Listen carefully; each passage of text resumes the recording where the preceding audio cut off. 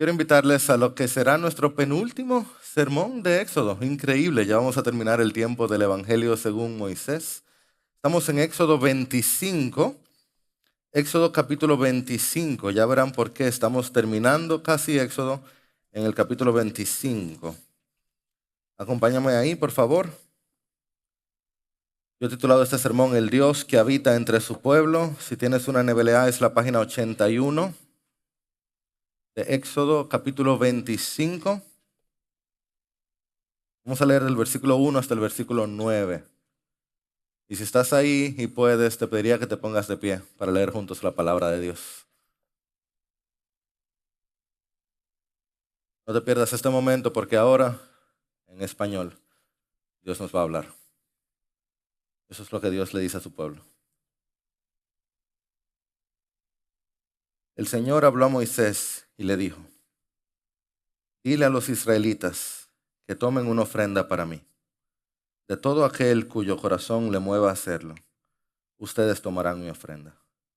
Y esta es la ofrenda que tomarán de ellos: oro, plata y bronce, tela azul, púrpura y escarlata, lino fino y pelo de cabra, pieles de carnero teñidas de rojo, pieles de marsopa y madera de acacia, aceites para el alumbrado, especias para el aceite de la unción y para el incienso aromático, piedras de ónice y piedras de engaste para el efod y para el pectoral. Que me hagan un santuario para que yo habite entre ellos. Y leemos juntos. Conforme a todo lo que te voy a mostrar, conforme al diseño del tabernáculo y al diseño de todo su mobiliario, así ustedes lo harán. El Señor bendiga su palabra. Dios, estamos aquí en tu presencia. Estamos en un cine, estamos en Dominicana, no estamos en el desierto, no estamos en un éxodo y sin embargo estamos en tu presencia. Bendito sea tu nombre. Los ángeles están tratando de interpretar qué está pasando. Algunos están aquí también tratando de interpretar qué está pasando, pero los que estamos en Cristo sabemos. Cristo, tu sacrificio, oh Dios, tú has roto el velo y tú has hecho posible que personas como nosotros, pecadoras, entren en la presencia del Dios Santo. Y por eso cantábamos: Santo, Santo, Santo, Dios entre las personas, bendita Trinidad.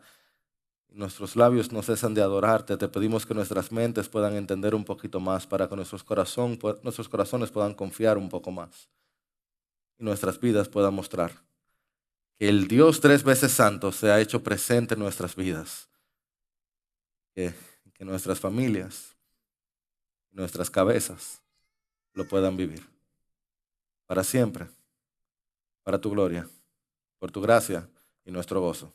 En Jesús. Amén. Una de las grandes aspiraciones de todo dominicano, y yo creo que de todo ser humano, es tener su casita. Aunque como está la cosa, yo creo que es tener su apartamentico, ¿verdad? Uno sabe que es necesario tener un techo, tener 4 paredes. Y además de que es necesario, es también una buena inversión, ¿verdad? O sea, si tú mides bien el vecindario, si tú haces un buen trabajo de investigación de la inversión que estás haciendo, tú puedes fácilmente duplicar, triplicar, cuatriplicar, cuadruplicar tu capital mientras lo estás viviendo. Y si tú lo piensas bien, eso es un sueño. Lo único que está cada vez más difícil, ¿no es cierto? O sea, las hipotecas están caras, los apartamentos, perdone que me ría, los apartamentos dicen 2 parqueos. Y tú te preguntas si son 2 parqueos de motores. Porque, o sea, ¿cómo así? Cuarto de servicio y tú preguntas qué quiero que te sirve, una aspiradora de esa de robot. Que Dios no está creando tierra nueva, pero nosotros seguimos procreándonos. Y se está poniendo más cara esta tierra.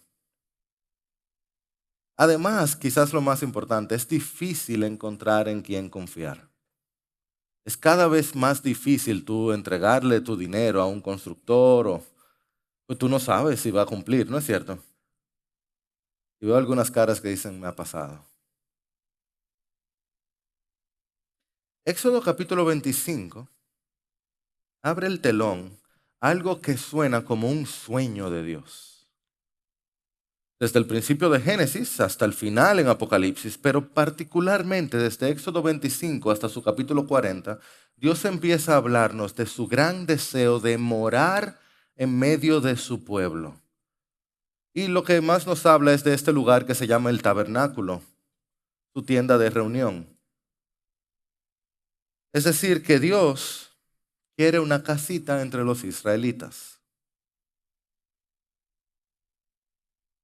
Esto nunca, iglesia, óigame por favor, nunca debe dejar de sorprendernos, porque, como hemos visto ya, si eres de aquí de piedra, algo recordarás. En los capítulos 32, 33, 34, ese sueño de Dios se ve profundamente interrumpido. Porque mientras Dios está dando los planos y la forma de estructura de la arquitectura de su tabernáculo, Él tiene que hacerle una pausa y le dice a Moisés, para, ahí abajo tienen un bacanal armado con un becerro de oro. En medio del proceso de Dios querer habitar con su pueblo, Él tiene que detenerlo todo por la interrupción que está ocurriendo por el pecado. Así que tú te preguntas, ¿qué tipo de inversión es la que Dios está haciendo? ¿Será que Él no ha observado el vecindario? Él no ha observado el tipo de suelo, el tipo de personas con las que Él está trabajando. ¿Será que Él no conoce el tipo de gente? ¿O será exactamente lo contrario? Que Dios conoce la gente con la que Él quiere morar y Él sabe lo que les pasaría si Él no baja. Dicho de otra manera, su misericordia lo llevó a morar entre nosotros. Yo quiero mostrártelo a través de esta hoja de ruta. En primer lugar, quiero mostrar de qué se tratan los santuarios. En segundo lugar, quiero mostrarte un tabernáculo muy peculiar. Por último, veremos nuestra contribución al templo. De qué se tratan los santuarios, un tabernáculo muy peculiar y luego nuestra contribución al templo. Y esa es nuestra idea central. Por favor, llévate esto a tu casa, quédate con esto. El Señor está decidido a morar con nosotros y tendrá que ser a su manera. Dios está decidido a morar contigo y para hacerlo tendrá que ser a su manera. Bien, listos. Ready. Vamos a ver primero entonces de qué tratan los santuarios. Y le voy a decir que el que diga que los celulares no te escuchan está mintiendo. Porque desde que yo escribí este sermón, no dejó de salirme en Instagram este asunto de haz tu casa un santuario. Convierte tu cocina en un santuario. Convierte tu habitación en un santuario. Y digo, espérate, pero ¿cómo así? O sea, no me salía antes y ahora sí me sale. Un santuario es literalmente un lugar santo. Un lugar sagrado. Se refiere a un lugar seguro. Es un lugar donde tú te sientes a salvo. Y evoca este sentido, esta idea de como un lugar apartado de lo normal, del ruido, de los efectos de la cotidianidad o, como nos dice la Escritura, los efectos del pecado. Principalmente un santuario es un lugar habitado por Dios. Así nos dice el versículo 8, que me hagan un santuario para que yo habite. Hágame un santuario para que yo habite entre ellos. Eso es lo que hace que el santuario sea un lugar seguro. ¿El qué? Que Dios está ahí. Para que el lugar sea un santuario, Dios tiene que estar ahí presente. Si Dios no está ahí, pues no funciona. Y déjame decirte, no importa cuál sea tu lugar religioso, no importa si es la primera vez que visitas una iglesia, todos estamos buscando alguien o algo más grande que nosotros que nos proteja.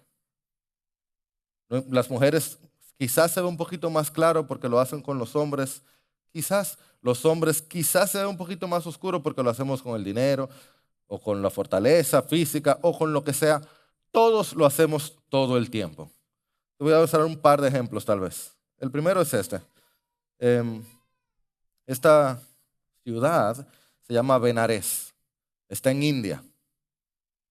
Es una ciudad santuario que tiene la característica de que es habitada por 2 millones de personas, que no es poco, eso es un poquito más que Santo Domingo Este, pero es visitada cada año por más de 100 millones de personas. Dale mente a eso. 2 millones de habitantes, 100 millones visitantes. El año pasado fueron 110 millones de personas. ¿Por qué tantos? Bueno, por 1000 razones. Una de ellas, que los hinduistas creen que uno de los dioses principales, su cabeza cayó a las orillas del río Ganges y que si tú te bañas en unos ghats que tienen unos escalones, unas escalinatas especiales, tú eres liberado del ciclo de reencarnación. Particularmente si tus cenizas son esparcidas en ese río, está listo. Y esta ciudad es una ciudad santuario, muy comúnmente visitada por las personas enfermas y las personas los ancianos. 110 millones. Yo recuerdo que aquí hicimos una fiesta cuando tuvimos 10 millones de visitantes la primera vez. 11 veces eso, en una ciudad. Una absoluta locura. ¿Tú quieres otra locura? Que hay cientos de artículos que dicen que el Camp Nou es el templo de Messi. El Camp Nou es el estadio del Barça, el mejor equipo de fútbol del mundo. Eh, y resulta que le llamamos el templo de Leo Messi, el mejor jugador de fútbol del mundo. Yo encontré, es una opinión personal, correcta, pero una opinión personal. Eh, Uno de los artículos que encontré en ESPN decía lo siguiente: si un estadio ha sido la casa de Lionel Messi por más de 15 años, no hay discusión y mucho menos polémica. Se trata de un templo. El fútbol es el sitio en donde el argentino ejerce de Dios. Y ese Dios está escrito D10S, porque el 10 es el número de Messi. Y tú dices, ¿por qué utilizar ese lenguaje de que el Camp Nou es el templo? De que Messi es el mediador de la presencia, de que es un santuario. Y si tú te fijas, no es solo en eso, ¿eh?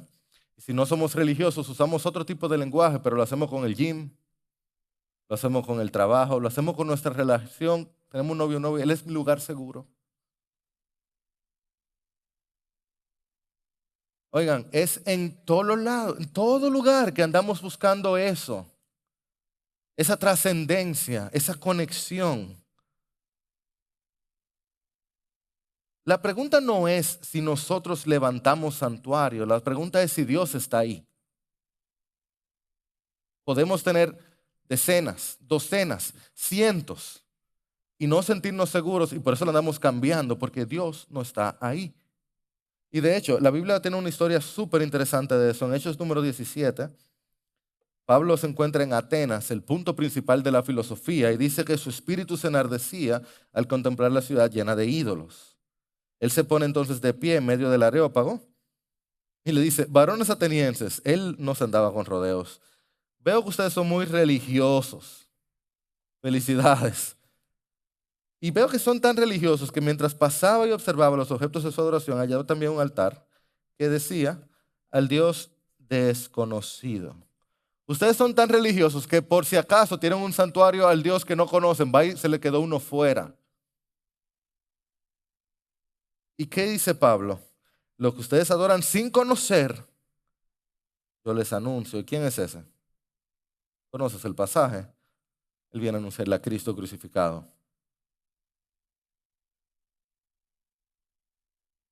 Esos santuarios que tenían los atenienses es el Camp Nou, que tienen en Benarés, que tal vez tienes ahí en el gym. Tienen un problema, tienen un problema. Seas religiosos o no. Si ese es tu lugar seguro,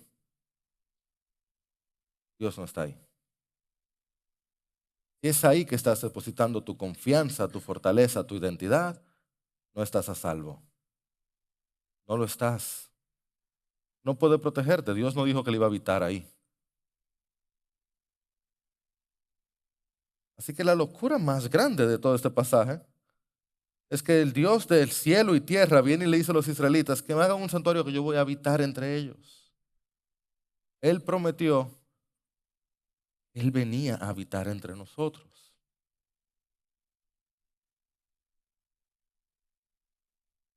Y te voy a decir algo. Si Dios va a habitar entre nosotros, ese lugar va a ser muy particular. Tenemos que hablar del santuario. Tenemos que hablar del tabernáculo. ¿Conocen el tabernáculo, verdad? ¿Han oído hablar de él? Es un lugar súper extraño. Si tú has tratado de hacer la Biblia en un año, ¿alguien que ha tratado la Biblia en un año? Levante la mano, por favor, para saber dónde estoy. Si tú lo has tratado, ¿alguien se ha rendido en Éxodo Levítico? Es complicado eso pasar. Yo estoy seguro que 2 o 3 personas cuando escucharon, no, que vamos a hacer el libro de Éxodo, digo, ¿qué va a hacer el pastor cuando llegue ahí? Porque que se complica al terminar el primer servicio. Una hermana me dice, pastor, este es el primer sermón que yo oigo del santuario que yo entiendo algo. Porque es que se complica. Cuando tú llegas allí, se complica. Lo primero que yo quiero decirte es, si tú has tenido un diseñador de interiores, un arquitecto que tú dices, oye, pero ¿cuánto periquito? Y si tú eres diseñador de interior o arquitecto, la gente piensa que tú tienes mucho periquito. No. Si no te lo han dicho a la cara, te lo dicen a la espalda. Pero fíjate que dice este pasaje, dice, que me hagan un santuario, que yo habite entre ellos, conforme a todo lo que te voy a mostrar. ¿Quién está hablando aquí? Ok, dice el Señor que Él se va a meter en el diseño y en el mobiliario, o sea, lo de afuera y lo de adentro. ¿Tú crees que Dios va a tener mucho periquito? ¿Qué tú crees? ¿Tú crees que Dios, el Dios que se inventó el ADN, yo pensaba, perdóname que me voy al lado, pensaba en los dientes el otro día y cómo los dientes tienen que durarte la vida entera. Eso tiene mucho periquito, eso. Los cabellos, lo que tienen. ¿Cómo me gusta esta iglesia que no me siento solo. ¿Cómo todo eso tiene, o sea, el nivel de periquitos que tiene nuestro cuerpo? Cuando Dios decidiera que Él iba a hacer un local, ¿tú crees que eso iba a ser sencillo? Así que vamos a hablar del tabernáculo. Quiero mostrárselo. Lo primero del tabernáculo es que son unos 1000 metros cuadrados. Si tú eres como yo, 1000 metros cuadrados, tú no entiendes nada. 1000 metros cuadrados es más o menos el tamaño de una piscina olímpica. ¿Entendiste menos? Ok, eres como yo. Es como 2 canchas de basquetbol. Vámonos. Como 40 parqueos, donde caben 40 carros. Si es una iglesia, caben 55, apretados. Y no hay cómo sacarlo. Más o menos ese es el tamaño que tenía el tabernáculo. Perdón, el atrio completo. Este es el atrio completo, toda la parte de afuera y de adentro. Y tenía diferentes espacios el tabernáculo. Tenía, por ejemplo, aquí un lugar, perdón, amarillo no creo que lo vean. Tenía un lugar específicamente para holocaustos aquí. Sigo amarillo, yo tengo un problema con los colores. Un lugar específicamente para los holocaustos. Aquí tenía que haber todo el día ofrendas, mañana y la tarde. O sea que desde afuera del tabernáculo olía, se olía religioso. Se hacía constantemente sacrificios, mañana y tarde. Y luego había otro espacio donde los sacerdotes se lavaban y se consagraban, tanto ellos como los utensilios que utilizaban para servir al Señor. Además, si recuerdan algo de Éxodo 33, aquí cuando la presencia del Señor bajaba, todo el pueblo se enteraba. Y este tabernáculo, si notan aquí cómo está estructurado, era movible. Entonces, cuando el pueblo se movía, podía llevárselo. Por eso no tenía ni siquiera techo, era visible todo lo que pasaba. Esta parte de afuera, la gente tenía que llevárselo donde sea que el pueblo de Israel iba. Ahora, la parte principal del tabernáculo, si esto eran unos 1000 metros cuadrados, la parte principal era esta, que es el tabernáculo como tal. Nos acercamos ahí y vemos que tiene 2 porciones, el lugar santo y el lugar santísimo. Este lugar santo tiene esta parte total, perdón, el tabernáculo tiene unos 60 metros cuadrados. 60 metros cuadrados, ya sí más o menos nos acercamos porque así es que está en los apartamentos ahora. Los apartamentos de una habitación son más o menos 60 metros cuadrados y el parqueo al lado, que no te lo dicen, pero sí, ahí es que van los 70 y pico metros con el parqueo. Te lo dejo saber. Entonces son 60 metros cuadrados entre el santo y el santísimo. El lugar santo son unos 40 metros cuadrados, que es más o menos como una sala comedor. Pero una sala comedor, ¿se fijaron de qué está hecho? ¿Ven los colores? De oro. Si tú tienes una gente que tiene una sala comedor hecha de oro entero, invítalo a la iglesia, porque imagínate. Sala comedor hecha de oro, completa. Todos los instrumentos o eran de oro o estaban chapados en oro. O sea que desde que tú entrabas, la impresión que te daba era como wow. Era una impresión significativa. Además, que había un olor especial porque ahí estaba la menorá, había un pan memorial hecho específicamente que siempre, lo pueden ver aquí, que siempre debía estar ahí. Esta es la lámpara especial. Había un incienso que siempre debía estar ahí, oliendo todo el tiempo. Este lugar santo entonces entraba el pueblo, pero entraban los sacerdotes, pero había una cortina que separaba el lugar santo del lugar santísimo. El lugar santísimo solo se podía entrar una vez al año. El lugar santísimo estaba el arca del testimonio y el propiciatorio. Al propiciatorio se hacía el sacrificio de expiación por los pecados del pueblo una vez al año. Solo podía entrar el sumo sacerdote luego de haberse lavado. Él podía entrar y ofrecer ofrenda. Luego de él ofrecer ofrenda por sí mismo, él ofrecía la ofrenda por los pecados del pueblo. Ese tenía unos 20 metros cuadrados, que sería como el tamaño de una habitación normal. Recuerda, todo chapado en oro. Está pesado el sentido, es como, wow. Y si tú lo has leído, sé que te has encontrado con todo tipo de detalles de esto, el tipo de material, cuánto tiene que tener. Y el lenguaje es de codos. Yo le estoy dándolo en metros para que sea más fácil de seguir. Eran medidas antiguas. Pero tiene tanto detalle que sin mentirle y sin tratar de deshonrar la escritura, pero hasta te dice que el sumo sacerdote tiene que usar cierto tipo de calzoncillo. Dice, wow, pero ¿qué es lo que tanto? Ok, yo quiero decirte, todo esto es muy bueno.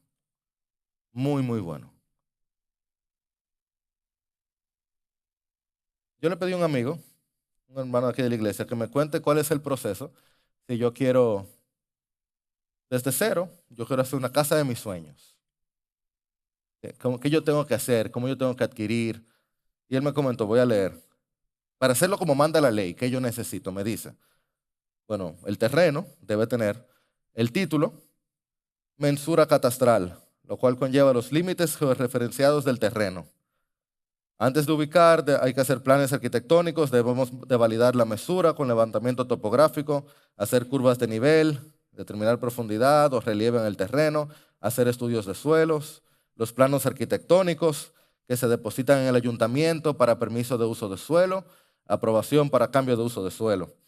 Hay que tener los planos eléctricos, mecánicos, estructurales, sanitarios. Yo nada más lo estoy diciendo, pero ustedes que son ingenieros, arquitectos, ustedes saben lo que implica todo eso, ¿verdad? Emil nada más se ríe. En el proceso de obtención de permisos va en este orden: ayuntamiento, medio ambiente, MIBET, ayúdanos MIBET. Si va al Intran, se aplica, obras públicas. Puede que vaya a turismo, si es zona turística. ¿Tú sabes el proceso de todo eso? Además de lo que uno hace si no alquilar, ¿verdad? Ya la EDE, que te pongan la luz, que nada más eso se te van 15 días fácil y 5 viajes. Y bombero para aprobación del sistema contra incendio. Oye, qué lío. Sí, tú sabes cuán bueno sería que construyéramos siguiendo todos esos principios y que cada uno de esos departamentos cumpliera su lugar. Imagínate que la ciudad, nuestra ciudad, honrara los parqueos, honrara lo visual y lo pluvial, de tal manera que cuando lloviera todo funcionara bien. Eso es para que vivamos bien la humanidad, humanos con humanos. ¿Cómo tú crees que debiera ser cuando lo divino quiera vivir entre nosotros? Que pongamos una hojita ahí ya y resuelva. No, Dios, tú resuelves, tú sabes, mete mano, Dios, tú eres Dios. ¿Cómo? O sea, el presidente tiene código de vestimenta y nosotros creemos que el Dios del universo no lo va a tener. Lo voy a decir de otra manera. ¿No debiera el Dios santo ser detallista y particular al condicionar su habitación entre personas pecadoras? Él no tiene el derecho a ponerla difícil.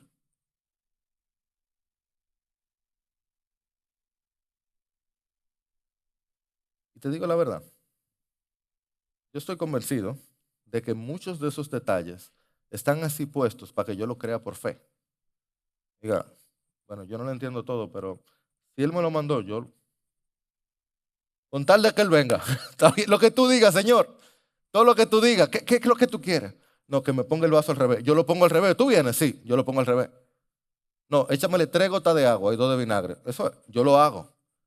Con tal de que tú vengas, pídeme lo que tú quieras.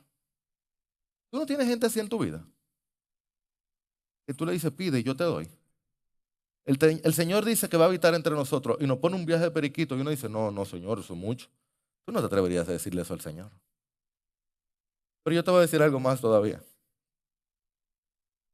Él puso esas reglas porque Él quiere vivir con nosotros. Yo no te voy a decir que Él va a salir perdiendo porque tú sabes cómo termina esta historia, ¿verdad? Tú sabes lo que le pasó a Dios cuando Él decidió morar entre nosotros. Pero eso no le importó porque Él quiere vivir entre nosotros. Él conocía a los israelitas. Él conoce a los dominicanos. Él conoce tu corazón. Y Él quiere vivir contigo. Tim Keller lo dice mejor. La base de la seguridad cristiana no es cuán firmes están nuestros corazones detrás de Dios, sino cuán inquebrantable es su corazón por nosotros. Él te conoce. Él no te la quiere poner difícil. Él quiere tu corazón. Lo cual me lleva a este último punto. ¿Cuál es nuestra contribución al templo?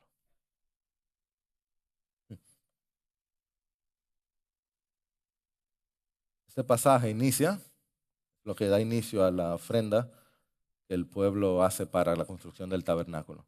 Es una ofrenda significativa. Dice el texto que el Señor le dice a los israelitas que tomen una ofrenda para Él. Inicia, de todo aquel cuyo corazón, porque el Señor siempre está detrás del corazón, le mueva a hacerlo. Ustedes tomarán mi ofrenda. ¿Cuál es la ofrenda que tomarán? Conmigo. Dice, oro, plata, bronce, tela. ¿Qué tipo de tela? Oh, azul, púrpura, escarlata. También, lino fino, pelo de cabra, pieles de carnero, pieles de marsopa, hoy por 8, ¿verdad? Madera de acacia, aceite, especias, incienso aromático, piedras de ónice, piedras de engaste. Y si todo eso no fuera suficiente, 14 elementos diferentes, él dice que me hagan un santuario. ¿Tú sabes lo que implica eso? Eso es una ofrenda de esfuerzo, de tiempo, de labor. Si tú sigues leyendo Éxodo, llegas al capítulo 36, luego de los pecados del pueblo, del perdón, de la restauración de la relación, con estos mismos elementos se levanta el tabernáculo. Cada uno de esos elementos y la manera que Dios lo ordenó, con esos mismos elementos se levanta el tabernáculo. Pim, pum. O sea que el templo del Señor lo levantamos nosotros. Eso es lo que parece aquí decir. Y eso es como lo que uno ve en el día a día. La obra es de Dios y la hacen los hombres. La iglesia es de Dios, pero eres tú que te levantas temprano a montar la bocina. La iglesia es de Dios, pero el que da la consejería eres tú. El que ofrendas eres tú. Tú abriste tu casa para el grupo Anglo. Tú te esforzaste para servir a los necesitados. Lo haces para la gloria de Dios, pero lo haces tú. ¿Amén o no amén? No amén. No amén. Perdóname el gancho. Gente, Dios lo hace todo de principio a fin. Nosotros participamos en su obra, pero la obra es de Él. De arriba, abajo y por los lados. Eso es de Él. Pastor, pero ahí lo dice que Él lo hace. Él dice que fue aquel que lo hizo de corazón. ¿Quién mueve el corazón? ¿Quién pone el querer como el hacer? Tú no te levantas un día y de repente dices, oye, yo quería ir a la iglesia. Nunca en tu vida había querido tú ir a la iglesia. Y de repente te salió una cosa que quería ir a la iglesia. ¿Quién fue que te lo puso? No, pastor, pero ahí dice que esa gente dio oro, plata, bronce y tela. Ajá. Sí, señor, eso es verdad. Pregunta, ¿qué eran los israelitas en el desierto? Con E y terminan esclavos. Mucho oro y plata y bronce que tienen los esclavos, ¿verdad? Pero Éxodo 12:35 dice, Los israelitas hicieron según las instrucciones de Moisés. ¿Quién le dio instrucción a Moisés? Dios. Y dice, pidieron a los egipcios objetos de plata, objetos de oro y ropa. ¡Ay! ¡Qué locura eso! Dios le mandó que pidieran cosas a sus dueños. Y dice, y el Señor hizo que el pueblo se ganara el favor de los egipcios. Dios movió el corazón de los egipcios. Y dice, que les concedieron lo que pedían. Así despojaron a los egipcios. ¿Cómo? O sea que el oro, ¿dónde está? Oro, plata, bronce, tela, todo eso que los israelitas le ofrendaron a Dios, ¿quién se lo dio? Los egipcios. No, Dios.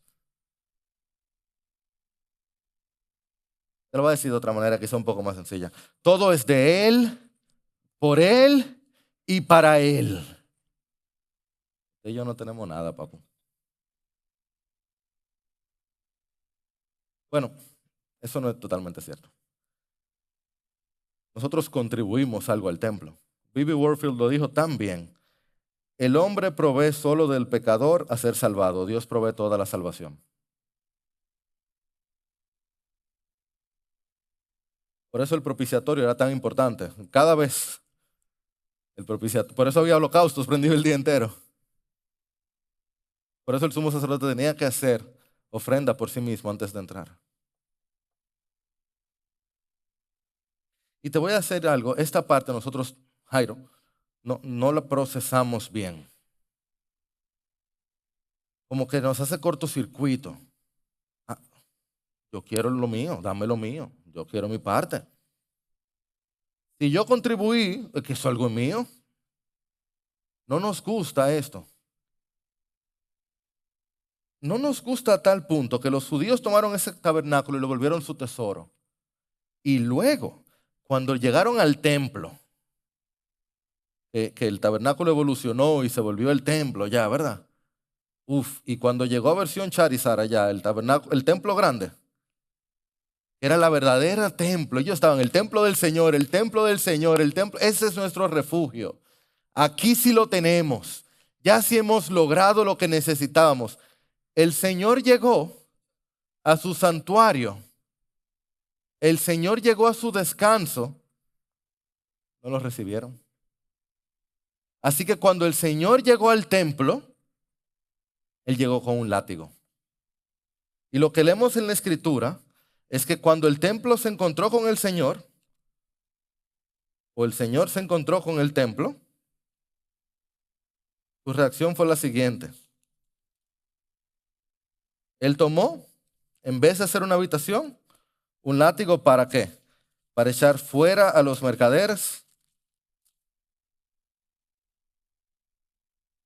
a las ovejas, a los bueyes, desparramar las monedas de los que cambiaban el dinero y volcar las mesas. Y dijo, quiten esto de aquí. No hagan de la casa de mi padre una casa de comercio. Y los judíos, en vez de sentarse y pensar, oye, ¿qué fue lo que hicimos mal? Vienen y le dicen al Señor, ¿y con qué señal tú nos muestras para hacer esto? Al Señor, el dueño, el refugio. ¿Y con qué autoridad tú haces esto? Y el Señor les dijo, destruyan este templo y en 3 días lo levantaré. Y los judíos todavía no le dicen, no. En 46 años fue edificado este templo y tú los levantarás en 3 días. Pero él hablaba del templo de su cuerpo. Amada iglesia, esta es la oportunidad que nosotros tenemos en esta tarde. Eso es lo que podemos hacer. En este salón, con total certeza, hay personas en 2 templos diferentes, en 2 refugios.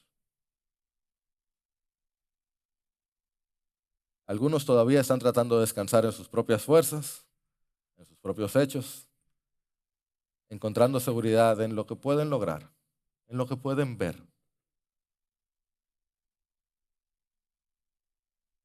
en su propio santuario.